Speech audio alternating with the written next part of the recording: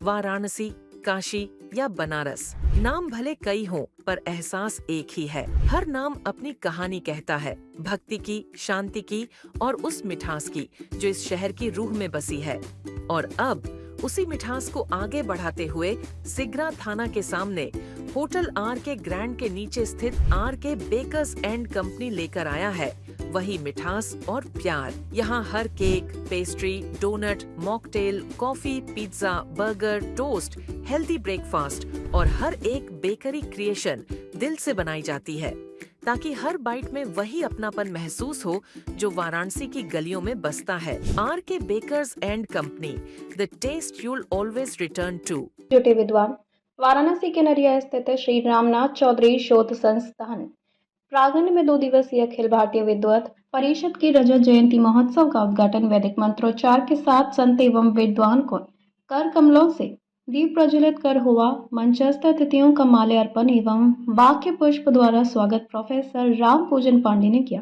विद्वत परिषद का व्रत निवेदक डॉक्टर कामेश्वर उपाध्याय ने किया। मंचस्थ विद्वानों ने अपने अपने उद्गार में विगत परिषद की अनूठी कार्यशैली एवं उपलब्धियों को लेकर सराहना की।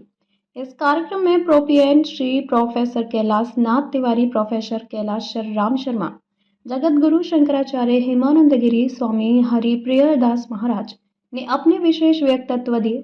सभा की अध्यक्षता प्रोफेसर जयशंकर लाल त्रिपाठी ने तथा धन्यवाद ज्ञापन प्रोफेसर राम पूजन पांडे ने किया। द्वितीय सत्र में बाहर से पधारे हुए विद्वानों ने गंभीर विषयों पर अपने व्यक्तित्व एवं शोध को प्रस्तुत किया। गुरुकुल पद्धति के स्वरूप को लेकर विचार मंथन हुआ।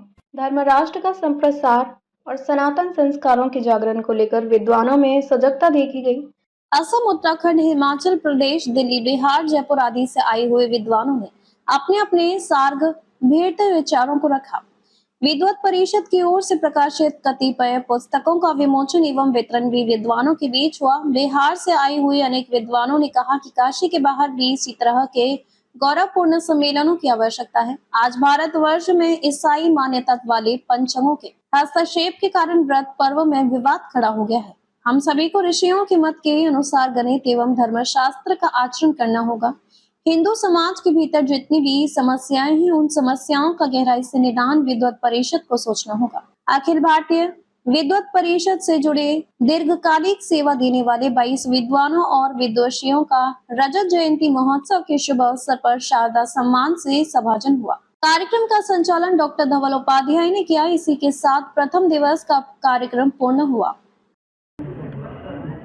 सारस्वत साधना में जो लगे सारस्वत साधक हैं उनके लिए विद्या और उसके प्रचार प्रसार के लिए, उसके संरक्षण के लिए एक महनीय दायित्व निभा रही है।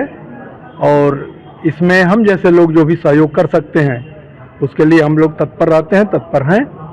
और इस आयोजन के लिए और अखिल भारतीय विद्वत परिषद के महनीय कार्य के लिए विद्वत परिषद का बहुत बहुत अभिनंदन, साधुवाद, धन्यवाद। का यह रजत जयंती महोत्सव है, ये 25वां वर्ष चल रहा है और परिषद ने अब तक 17 पुस्तकों का प्रकाशन किया है और उसका प्रायशः वितरण होता है। उद्देश्य ही उसका वितरण का होता है जिससे धर्म जागरण और जन जागरण का कार्य हो सके। अब तक 550 से अधिक विद्वानों को विद्वत परिषद द्वारा सम्मानित किया जा चुका है। लगभग 250 से अधिक ग्रंथ लेखकों को उन्हें पुरस्कृत किया जा चुका है धन दे करके, और लगभग 150 से अधिक युवा प्रतिभाओं को 25 वर्षों में हमने सम्मानित किया है।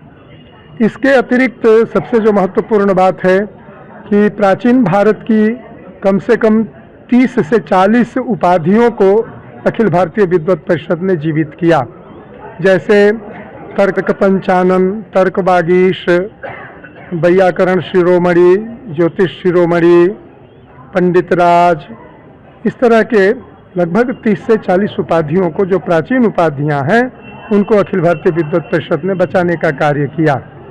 इसके साथ साथ सभी क्षेत्रों में, जैसे भारतीय सौंदर्य का क्या स्वरूप है और पश्चिमी सौंदर्य में भारतीय सौंदर्य में क्या अंतर है, इसको भी परिभाषित किया गया। जीवन के प्रत्येक पक्ष में जहां भारतीयता पश्चिम के विचार से अपने को अलग करती है, उसको अखिल भारतीय विद्वत परिषद प्रमुख रूप से जन जागरण के माध्यम से सामने लाती है।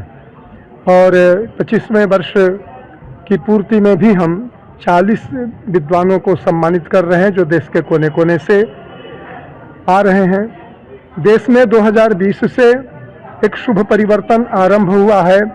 जैसा कि श्री श्री योगीराज अरविंद ने कहा था कि 2020 से भारत विश्व का नेतृत्व करेगा। आज यह संयोग है कि यह नेतृत्व भारतवर्ष के यशस्वी प्रधानमंत्री नरेंद्र मोदी जी के द्वारा किया जा रहा है। और हम मानते हैं, अखिल भारतीय विद्वत परिषद मानती है कि श्री अरविंद ने जो कहा था आज वह हमारे सामने घटित हो रहा है। इसलिए नरेंद्र मोदी का इस कालखंड में आना दैवी आदेश है। भारत की उन्नति को विश्व की कोई विपरीत शक्ति रोक नहीं सकेगी और वो सारी शक्तियां जो भारत के विरुद्ध सोचती हैं वो बेनकाब होकर के, पर्दा विहीन होकर के सामने आ रही हैं और वो भारत का कुछ नहीं बिगाड़ पा रही हैं। और अखिल भारतीय विद्वत परिषद यह भी सावधान करती है जनता को, हिंदू जनता को, कि देखो ये जो पश्चिमी शक्तियां हैं, जो उपनिवेशवादी शक्तियां हैं, इनका रहस्य 20 वर्ष बाद, 25 वर्ष बाद खुलता है। मीरा नैयर और दीपा मेहता सन 2000 में काशी की धरती पर आई थी वाटर फिल्म बनाने और उनका संदेश था कि हिंदुओं, तुमने अब तक हिंदू धर्म नहीं छोड़ा क्या? काशी ने उनको सफल नहीं होने दिया था। उस समय भी हम लोगों की महत्वपूर्ण भूमिका रही थी। और आज उनका पुत्र न्यूयॉर्क का जो मेयर हुआ है, यद्यपि हिंदुओं ने उसे मतदान किया है, लेकिन हिंदू जनता को सावधान रहना चाहिए कि छद्म ढंग से जो लोग सनातन संस्कृति को, हिंदू संस्कृति को नुकसान पहुंचाना चाहते हैं, वो हमारी जागरूकता के कारण नुकसान न पहुंचा सकें। इसी कार्य को हम अपना महत्वपूर्ण कार्य मानते हैं।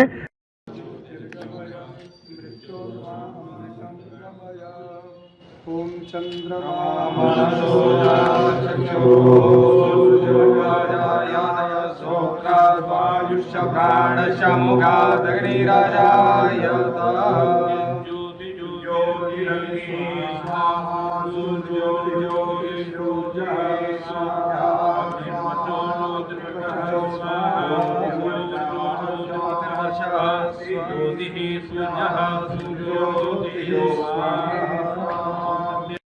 वर्ष का बच्चा खेल करके धूली धूसरी पे आए और देखे कि मेरे करके कहे कि जिसने भी मेरे पिता तो तपस्या के बिना, आचरण के बिना, सत्य के अनुसंधान किए के बिना, बारिश में फरेब और केवल पुरस्कारों की प्राप्ति से सब कुछ हो सकता है।